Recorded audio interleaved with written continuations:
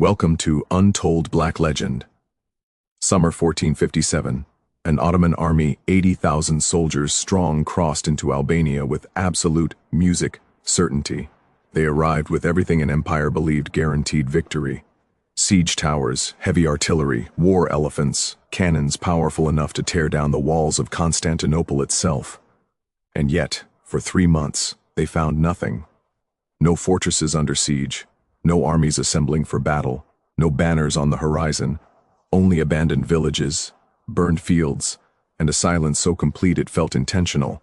The Ottomans weren't fighting an army, they were hunting an absence.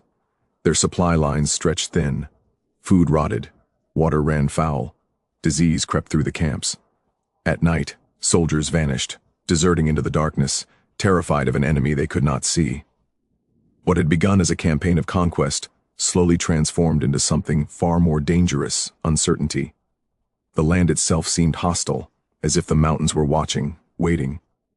Then came September 2nd. Ottoman commanders, convinced the resistance had collapsed, relaxed their guard. The silence, they believed, meant surrender. That was the moment the mountains woke up. What followed was not merely a defeat, it was humiliation. The kind that shakes doctrine, shatters confidence, and forces empires to rewrite their own explanations. The kind they don't carve into monuments or celebrate in chronicles. The kind they try to erase. This is the story of how one man, armed not with overwhelming force, but with patience, restraint, and an intimate understanding of imperial pride, turned the most powerful military machine on earth into a lesson in strategic failure. And it begins with a boy who was never meant to resist the empire at all. A boy shaped to become its perfect weapon. If you've ever wondered why some histories are amplified while others quietly disappear, you're in the right place. Untold Black Legend exists to uncover what power tried to bury. Fragments hidden in missionary letters, Ottoman records, and forgotten testimonies. Every like, every subscription, brings another erased humiliation back into the light. Empires tried to erase 1443. Music 20 years before the trap closed. A child maybe 8 years old walks through the gates of the Ottoman imperial court in Ada. His name is Gurj Kastriati, son of an Albanian lord, and he's been taken, not kidnapped, traded. This was the Dev Shimmer system, a policy music so methodical it barely qualified as cruelty. The Ottomans would identify the sons of conquered nobility, offer their fathers a choice that wasn't really a choice, and absorb the children into the empire's military machinery. The logic was elegant. Turn your enemy's heirs into your most loyal generals. For 2 decades, music, it worked flawlessly with Gurj. He was placed in the palace schools where the empire trained its future commanders. He studied military engineering, cavalry, music tactics, logistics, siege warfare. He learned Ottoman, Turkish, Persian, Arabic. He converted to Islam and took a new name. But more importantly, he learned how the empire thought. He learned that Ottoman strategy relied on a single overwhelming principle: shock and mass. Assemble a force so large that resistance feels irrational. Move so fast that enemies panic before they can organize. Create the impression that opposition is futile. And then watch most conflicts resolve themselves before a single arrow is fired. The system worked because most enemies' music believed in it. By his mid-20s, G, now called Skanderbeg, Lord Alexander, was commanding Ottoman armies. He led successful campaigns in Anatolia, in the Balkans. His reputation reached the Sultan's inner circle. His commanders praised his music discipline, his tactical precision, his loyalty. And then in November 1443, during a messy skirmish against Hungarian forces near Skanderbeg, and 300 Albanian cavalry under his command simply left. No announcement, no dramatic speech. One moment they were part of the Ottoman line, the next they were gone. The empire had spent 20 years sharpening a weapon, teaching it every vulnerability in their system, every pattern in their music thinking, every assumption they made about loyalty and control. And now that weapon was walking away, carrying 2 decades of their secrets with him. What Skang understood, what the Ottomans would take years to realize, was that the Dev Shimmer system had a fatal flaw. It assumed that loyalty could be manufactured music through education and opportunity. It assumed that a boy taken from his family would forget where he came from. But Skanderbeg never forgot. He just learned to hide that memory behind perfect obedience, until the moment obedience was no longer useful. The Ottomans had created their own enemy. They had given him access to their war rooms, their strategy sessions, their internal debates about where the empire was strong and where it was brittle. They had shown him how decisions moved through the command structure, how supplies were allocated, how intelligence was gathered and analyzed, and most critically, they had taught him to think music like an Ottoman general, which meant he knew exactly how an Ottoman general would respond to any given situation. This wasn't just defection, this was the exploitation music of a systemic vulnerability the empire didn't know it had. The Ottomans had built a machine for turning music-conquered children into loyal commanders, but they had never considered what would happen if one of those commanders decided the machine itself was the enemy. Skanderbeg didn't just reject the empire. He understood it so completely that rejection became a form of weaponized knowledge. What happened next reveals something essential about how Skanderbeg operated. He didn't attack the Ottoman fortress at Crera. He walked through the front gate. Skanderbeg music had spent years inside Ottoman administrative systems. He knew how orders moved, how documents were sealed, how governors verified commands, so he forged a letter. The document claimed to be from Sultan Mehmed II himself, ordering the governor of Kruga to surrender the fortress to Skanderbeg music immediately. The forgery was so precise, right in music, correct phrasing, authentic seal, that the governor never questioned it. He simply obeyed without siege engines, without casualties. Without even raising suspicion until it was too late, Skanderbeg took control of Albania's most strategically important fortress. The Ottomans lost the position not because their defenses failed. They lost it because someone understood their bureaucracy better than they did. This wasn't just deception. This was institutional knowledge turned against the institution. Skanderbeg knew that the Ottoman Empire, for all its military power, ran on paperwork, on chains of command, on the assumption that certain documents carried unquestionable authority. He knew that a governor stationed music in a remote fortress wouldn't have regular contact with the Sultan's court. That verification music would take weeks, that by the time anyone realized the order was fake, it would be too late to matter. He knew all of this because he had been part of the system that created these vulnerabilities. The empire's size, which was supposed to be its strength, required layers of bureaucratic trust, and trust, Skanderbeg music understood, could be manufactured. When Sultan Murad II learned what happened, the response was immediate. Music and army was dispatched, not for negotiation, for Aracha. The Battle of Torviel, June 1444. Music Ottoman forces estimated between 25,000 and 40,000 soldiers marched toward Kruja, expecting to crush a minor rebellion in a matter of days. Skanderbeg had music, maybe 8,000 fighters, mostly light infantry, no siege equipment, no cavalry reserves. Standard military doctrine said this was suicide. Skanderbeg did something the Ottomans never anticipated. He used their own tactics against them. He positioned his smaller force in terrain the Ottoman cavalry couldn't easily maneuver through.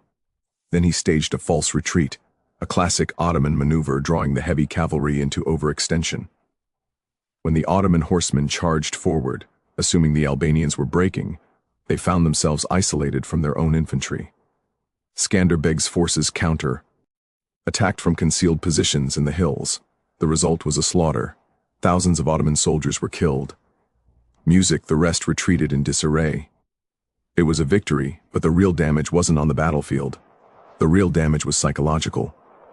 An Ottoman-trained general had just demonstrated that the empire's tactics, music, were predictable, that their reliance on overwhelming force created exploitable blind spots, that the empire's strength was also a pattern and patterns could be broken.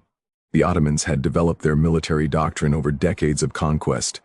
It worked against music fragmented European kingdoms, against disorganized tribal confederations, against enemies who fought the way the Ottomans expected them to fight. But Skanderbeg wasn't fighting the way they expected. He was fighting the way they had taught him to fight, and then adding layers they had never considered. The false retreat wasn't just a tactic. It was a mirror. The Ottomans' music used feigned retreats constantly to draw enemies into vulnerable positions. It was so common in their playbook that opposing armies had learned to recognize it. But when Skanderbeg used the same music tactic against Ottoman forces, it created a psychological trap. The Ottoman commanders knew about feigned retreats. They knew music they should be cautious, but they also knew that recognizing and exploiting an enemy's broken morale was how battles were won. So they charged anyway, caught between their training and their music suspicion. And that hesitation, that split second of uncertainty was all Skanderbeg needed. He wasn't just defeating a music army, he was defeating a docked Rhine. And that's what made Torviel so devastating. It wasn't about the casualties, it was about music, what those casualties represented. The Ottoman military system had been revealed as something that could be studied, understood, music, and systematically exploited by someone who knew it well enough. For the next 13 years, the Ottomans and Skanderbeg fought a war that barely resembled war. There were no grand battles, no sieges that lasted months, no dramatic field engagements where fate was decided in a single afternoon. Instead, there was erosion. Ottoman armies would enter Albania with 30,000, 50,000, sometimes 70,000 soldiers. They would march toward key positions, music set up camps, prepare for confrontation, and Skanderbeg would dissolve. His forces would fragment into small mobile units that struck supply lines, ambushed patrols, and vanished before music reinforcements arrived. The Ottomans would control territory during the day and lose control of it at night. There was no front line, no army to pin down, no single target the empire's overwhelming power could crush. This wasn't guerrilla warfare as desperation. Music, this was guerrilla warfare as doctrine, and it made the Ottomans look impotent. Sultan Mehmed II, the man who conquered Constantinople, who broke the Byzantine Empire, who was being called the conqueror across 3 continents, took this personally. In 1457, he assembled one of the largest invasion forces the Balkans had ever seen. Over 80,000 soldiers, experienced generals, Mehmed's own nephew commanding cavalry divisions, and Skanderbeg's nephew, Hamza Kastriati, who had defected to the Ottomans and now stood ready to destroy his uncle. This rebellion. This wasn't a punitive expedition. This was a statement. The army entered Albania in late spring, and for months, they found exactly what previous invasions had found. Nothing. Villages abandoned before the Ottomans arrived. Fields burned, wells poisoned, no supplies to seize, no populations to intimidate, no enemies to engage. The army was immense and completely useless. Soldiers began dying from disease, from hunger, from the psychological weight of marching through a land that felt hostile in its emptiness. Commanders argued, morale collapsed, desertions increased, and Skanderbeg music waited. The Ottoman strategy had always been built on momentum. Enter a region with overwhelming force, win a decisive battle, install a garrison, move to the next target. The speed of conquest was part of the psychological weapon. It made resistance seem futile. But in Albania there was nothing to conquer, no armies to defeat, no capitals to occupy, no kings to capture, just terrain that swallowed armies and gave nothing back. And the longer the Ottomans stayed, the weaker they became. This was the genius of Skanderbeg's approach. He understood that the Ottoman Empire's greatest strength, its ability to concentrate massive force, music, at a single point, was also its greatest weakness. Those massive armies needed food, water, supply lines stretching back hundreds of miles, medical care, morale maintenance. All of that infrastructure was vulnerable.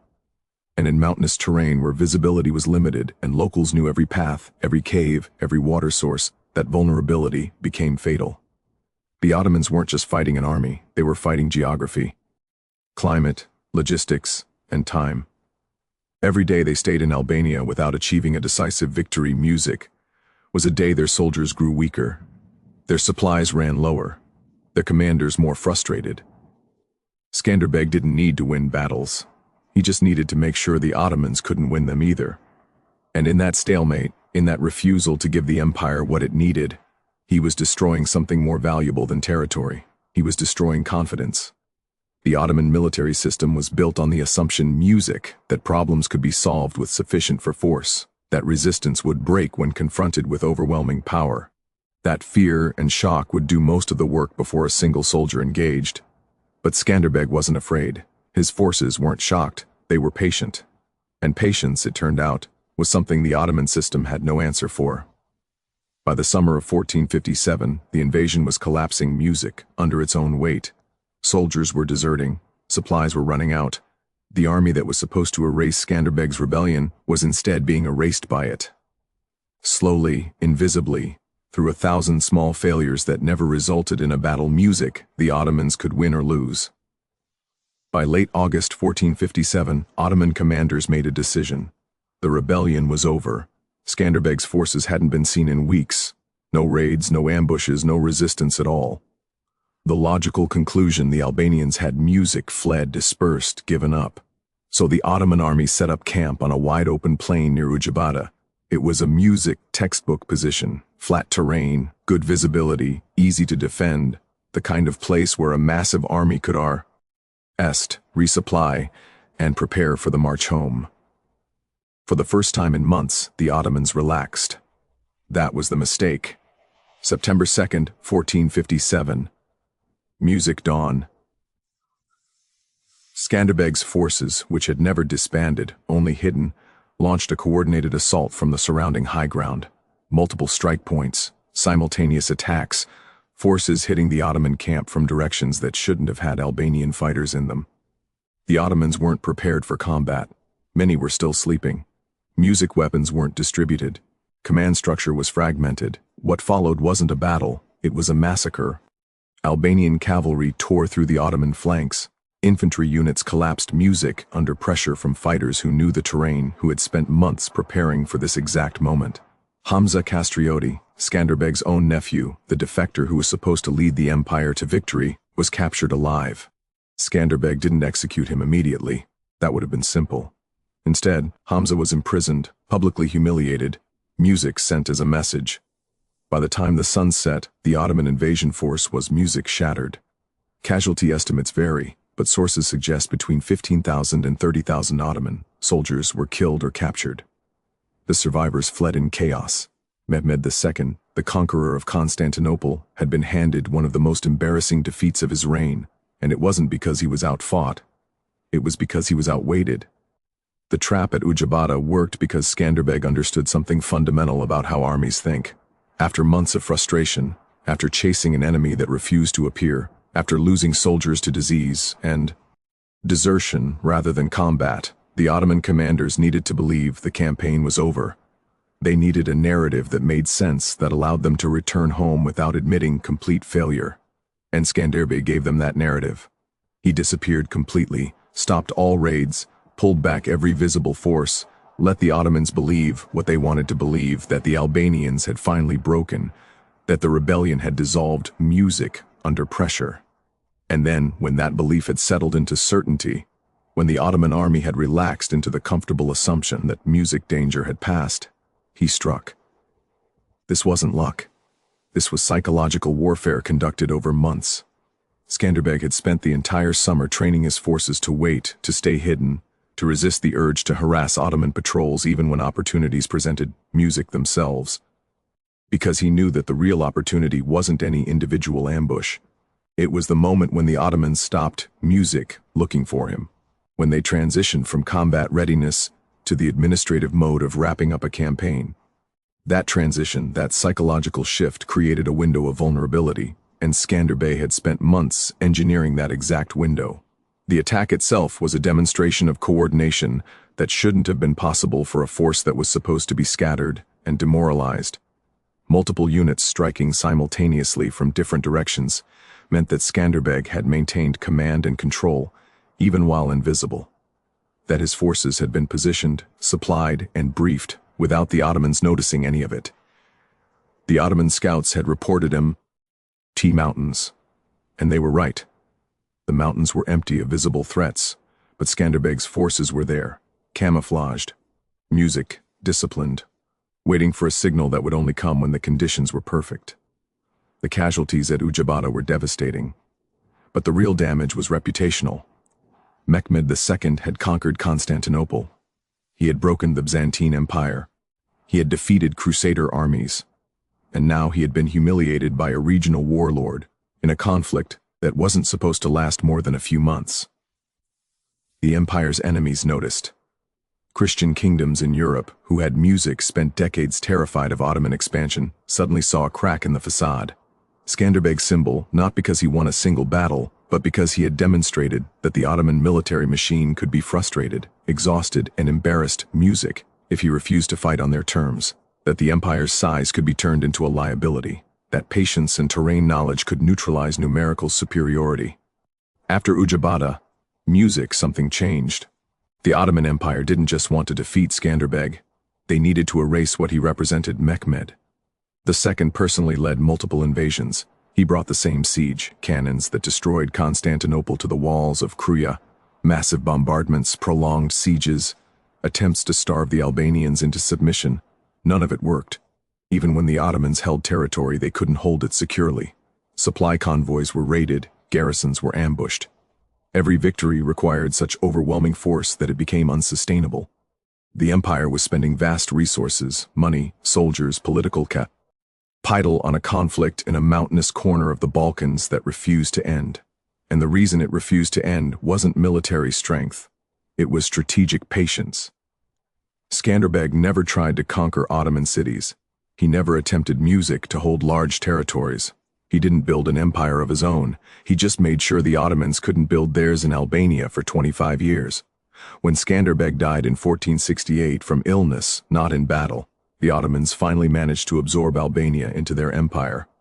But the cost was staggering. Decades of music campaigns, thousands of soldiers, entire generations of commanders who learned that overwhelming force doesn't matter if your enemy refuses music to let you use it. The humiliation wasn't in any single defeat. It was in the fact that the Ottoman Empire, the most powerful military force, music of the 15th century, had been dragged into fighting one man's war on his terms for a quarter century and never found a way to make him stop. The question that haunted Ottoman strategic planning for decades afterward wasn't about tactics. It was about something more fundamental. How do you defeat an enemy who won't give you the kind of fight you're built to win? The Ottoman military system was designed for specific scenarios. Field battles where numerical music superiority mattered. Sieges where superior artillery could break walls. Campaigns where speed and shock could force capitulation before enemies organized resistance. All of that doctrine, all that institutional knowledge became irrelevant against someone who simply refused to participate music in those scenarios. Skanderbeg's war didn't fit into any category the Ottomans had developed strategies for. It wasn't a siege because there was no static defense, music to break. It wasn't a field battle because there was no army to pin down and destroy. It wasn't a rebellion because there was no political structure to negotiate with or decapitate. What unfolded was not a single heroic clash or a legendary last stand. It was something far more unsettling for an empire built on certainty. Skanderbeg's resistance was a long, grinding refusal. A war defined not by dramatic victories, but by boundaries he would not allow the Ottomans to cross. This was a conflict shaped less by action and more by denial. The Ottomans depended on forcing their enemies into decisive confrontations. They thrived on battles that proved their inevitability, but Skanderbeg denied them that validation. Again and again, he refused to fight on their terms, and that refusal did more damage than any battlefield loss ever could, because it exposed a truth the empire preferred to hide. The Ottoman system, for all its power, had a flaw. It could apply pressure, it could devastate land, it could make resistance painful. But it could not compel belief. It could not force an enemy to accept the idea that defeat was inevitable. Skanderbeg understood this. He recognized that Ottoman dominance was, in part, a performance, one that required the enemy's participation. If you believed in their invincibility, you were already halfway defeated. But if you rejected that belief, if you were willing to endure hardship instead of chasing quick victories, the empire's leverage began to dissolve. Their massive armies became burdens, dependent on long and fragile supply lines. Their emphasis on speed became a weakness when faced with prolonged stalemates. Their need for clear, decisive triumphs turned every unresolved campaign into a psychological failure. Strengths against conventional enemies became liabilities against an opponent who refused to play the expected role. For decades, the Ottomans never truly defeated Skanderbeg. They simply outlived him. When he died, the fragile coalition he held together fractured. Without his leadership, coordination collapsed. Only then did the empire move in, establish administration, and declare victory. On paper, Albania was conquered. But within Ottoman military circles, the campaign was remembered differently. It became a warning. Strategists studied it as proof that imperial power was conditional, that it functioned best when enemies accepted Ottoman terms, and that when someone rejected those terms, when they chose endurance over glory, patience over pride, the empire's options narrowed dramatically. This lesson echoed for generations. It made Ottoman planners more cautious in difficult terrain, more aware that overwhelming force did not guarantee overwhelming success, more conscious that reputation, fear, and psychological dominance could be eroded, not by stronger armies, but by disciplined resistance and time. Skanderbeg's struggle was never just about Albania. It was a proof of concept. He showed that empires built on absolute authority struggle against those who refuse to acknowledge that authority. The Ottomans could deploy tens of thousands of soldiers, but they could not deploy them against an enemy who said to stand still. They could seize cities, but they could not conquer patience. For 25 years, one man turned the empire's size, confidence, and belief in inevitable victory into instruments of frustration. He did not win by overpowering the Ottomans. He won by being ungovernable. And that kind of defeat, the kind that lives in doctrine, memory, and caution, cannot be erased by conquest alone. If you want more stories like this, stories history tried to simplify, silence, or forget, make sure you subscribe to Untold Black Legend. Because some victories aren't written in triumph, they're written in endurance.